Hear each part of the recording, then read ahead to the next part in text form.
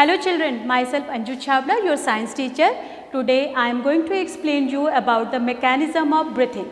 Yes students, we require energy for carrying out various life activities of ours such as walking, running, playing, jumping. All these activities require energy.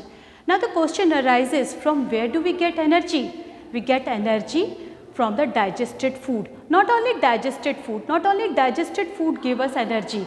This breakdown of digested food takes place in presence of oxygen to give us energy, and by this process we are also getting waste products like carbon dioxide and water.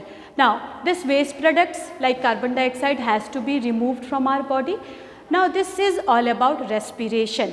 Now when we breathe, now this respiration, breathe means, what is breathe?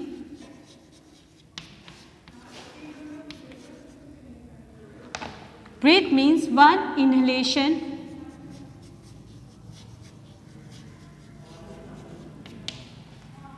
plus exhalation.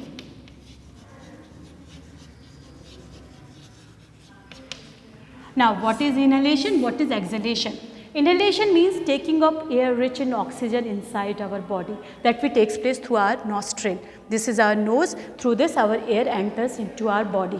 This is about inhalation.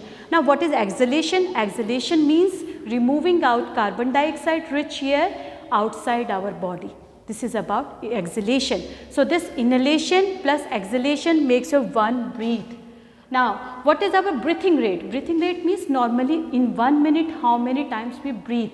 It is normally when we are at rest, it is usually 12 to 18 times per minute. And when we are doing physical activities like running and swimming, cycling, all these activities require lots of amount of energy. So at the time we breathe rigorously. So at the time the breathing rate gets increased. Now, how do this oxygen enters into our body? To make you explain, here it is an apparatus made by me. I am going to show you these two balloon, red color balloon are basically your lungs. I have made this thing which are representing your lungs. This is your chest cavity. This is diaphragm. Diaphragm, this diaphragm muscles is basically initiate the process of inhalation and exhalation. Let's see how it happens. When the diaphragm muscles contract, it moves downward. It moves downward. As a result, some changes we can see here. Earlier the balloons were deflated, were smaller in size, which were actually your lungs, So this diaphragm, when it is contracting, the volume of the chest cavity is increasing. As a result, the air pressure is getting reduced.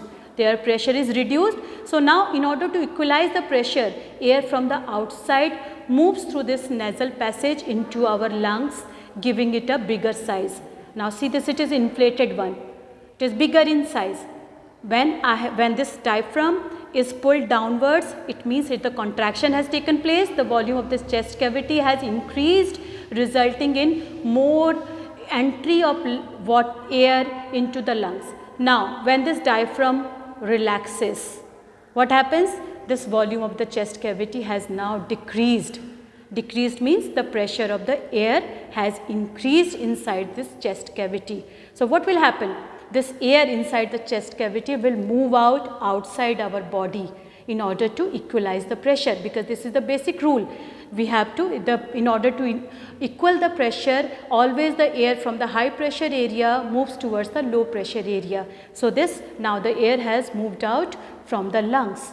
This is all about the process of mechanism of breathing. So hope students you all have understood it. Thank you children. Thanks for watching it.